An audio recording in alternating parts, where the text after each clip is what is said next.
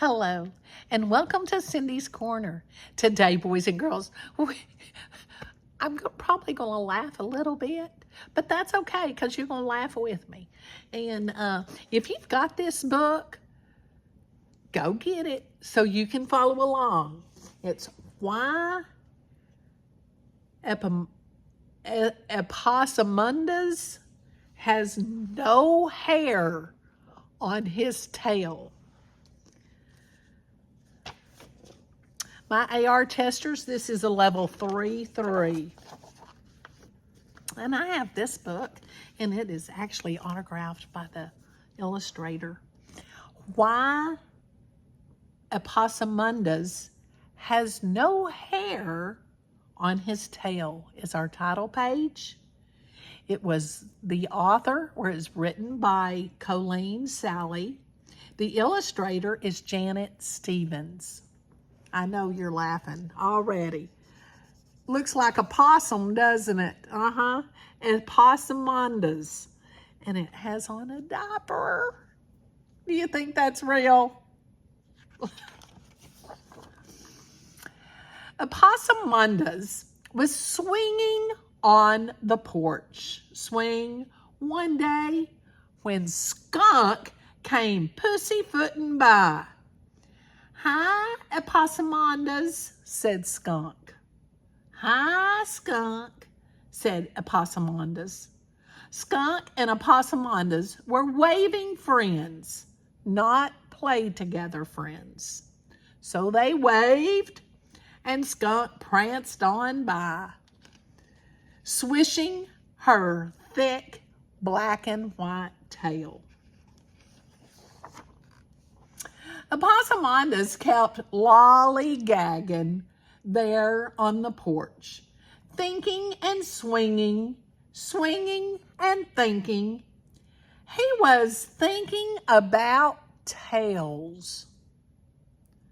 Skunks have thick black and white tails, he thought, and foxes bushy red tails, and even hares have fluffy white powder puff tails. But my tail is just pink and naked and funny looking.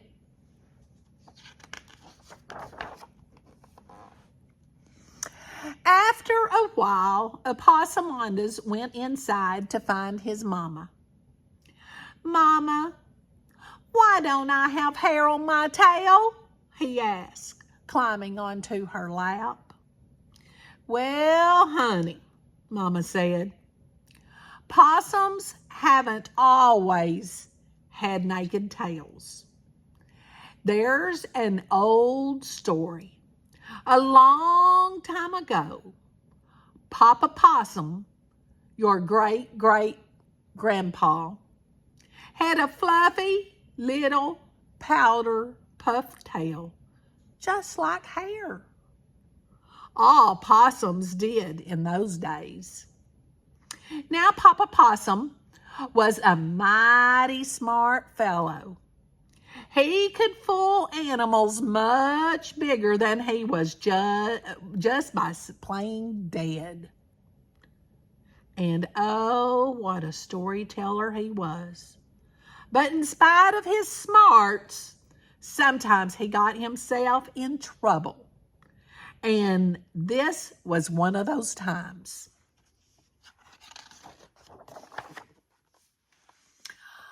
Papa Possum was sleeping peacefully in his cozy bed one morning when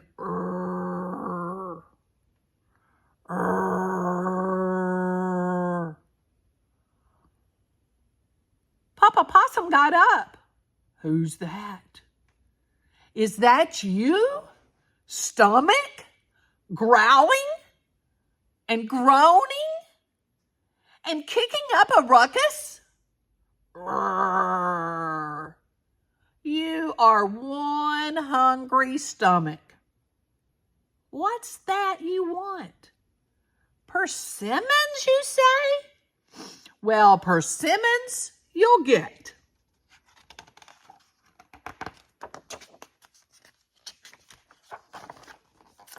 So Papa Possum headed down the road looking for persimmons. By and by, he ran across his friend Hare, and they started jabbering and confabbing. "What are you up to, Hare?" asked Papa Possum. "Nothing now," said Hare. He looked tired. "I've been working hard, planting, watering, and harvesting." "Wish I had planted something," moaned Papa Possum. "Stomach wishes it too." "Hear that rumbling? He's craving persimmons." "Persimmons?" Hare said. Sounds good to me too. You know, Bear likes persimmons because they're sweet as honey.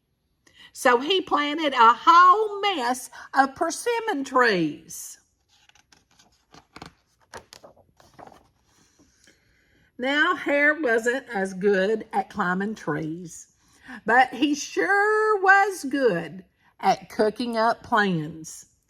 He figured he could get himself some persimmons and get Papa Possum to do all the work. "I'm sure Bear would want you to have some, Papa Possum," Hare said. "You can just climb up in the tallest tree and throw those persimmons right down to me. Then you take half and I'll take half. Deal?" Before Hare finished speaking, Papa Possum lit out. Hare followed close behind. He's got a little tail there, doesn't he?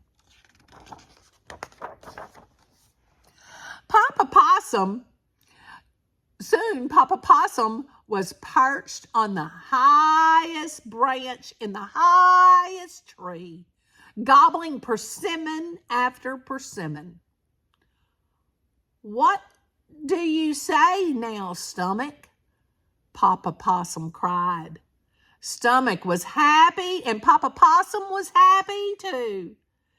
Between bites, he sang at the top of his voice, "Persimmons, simmons, high up in the tree.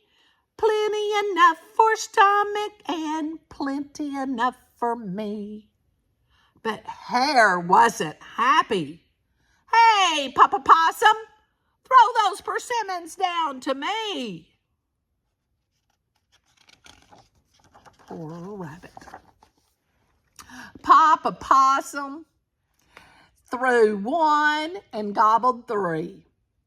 And in between gobbling, he kept right on singing, "Persimmons, simmons, high up in the tree. Plenty enough for Stomach and plenty enough for me." Hare yelled louder, "Come on, Papa Possum!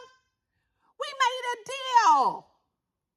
Papa Possum threw one and gobbled 5. Then sang a little louder, "Persimmons, simmons, high up in the tree. Plenty enough for Stomach and plenty enough for me." Now Hare was mad. All those persimmons for Papa Possum and hardly any for me? He'll be sorry. And Hare hightailed it down the road.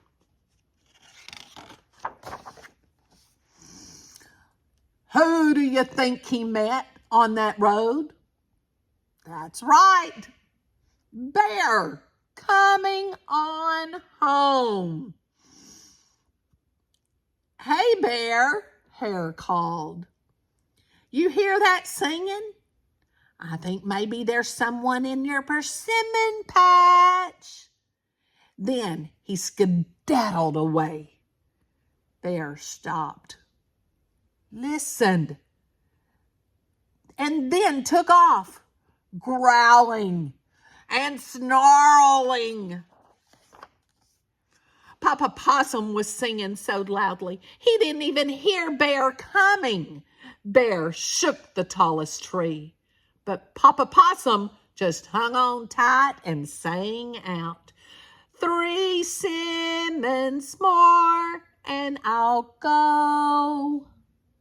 Bear shook harder, but Possum hung on tighter and sang out, 2 Simmons more and then I'll go. Hanging.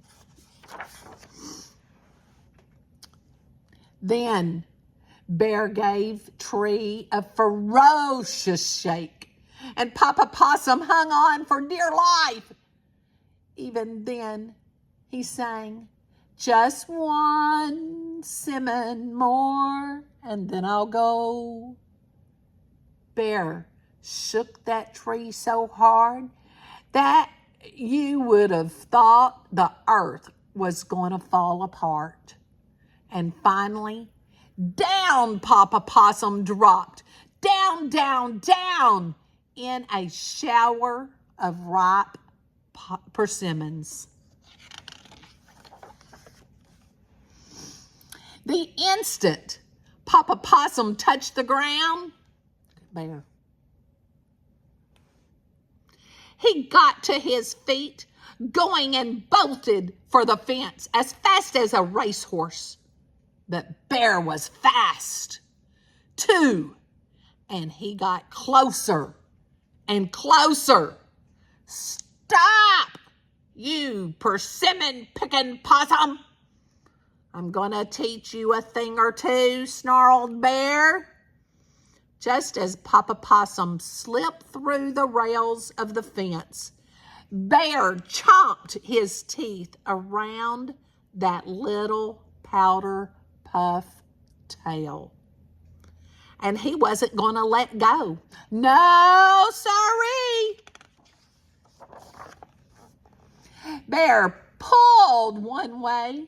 Possum Papa pulled the other.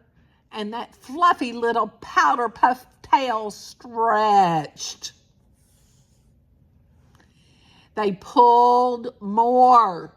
And it stretched more. Why, it was a tail tug of war. At last, pop! Papa Possum was free, so he kept right on going and going all the way home. And Bear, he was back there at the fence with a whole mouthful of hair. Believe it or not, his teeth had stripped that powder puff tail clean and stretched it into the longest and skinniest tail you ever did see.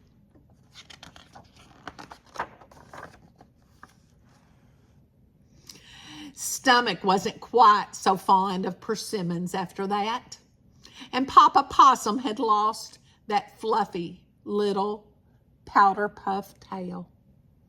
Now, you might think that Papa Possum was kind of embarrassed about his tail. It was so pink and naked and funny looking. But he always could make something good out of something bad. It turned out that tail came in pretty handy. Possum found a million different ways to use it. Hanging on to all the babies, hanging upside down, writing with it.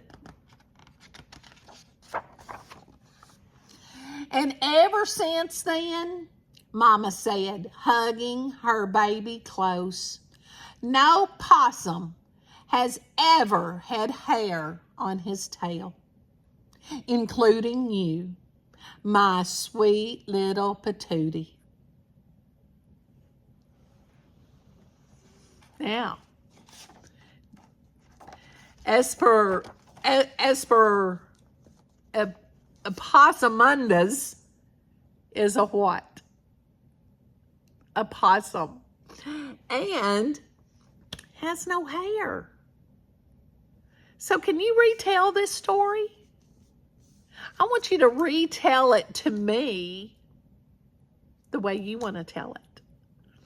Retell it. And how could you change some of it? You can change it. I can't wait to see your changes. I hope you enjoyed our story today about our possum and why they have a naked tail. Isn't that great? You think that's true? Or is this a fiction or nonfiction? Tell me in the comments. And most important today, go ahead and look back and listen to another story. Find one that you really liked and listen to it again. Most important today, give somebody a hug and tell them you love them. And if you've ever had a possum for a friend, for a pet, I want to know that too. Have a great one.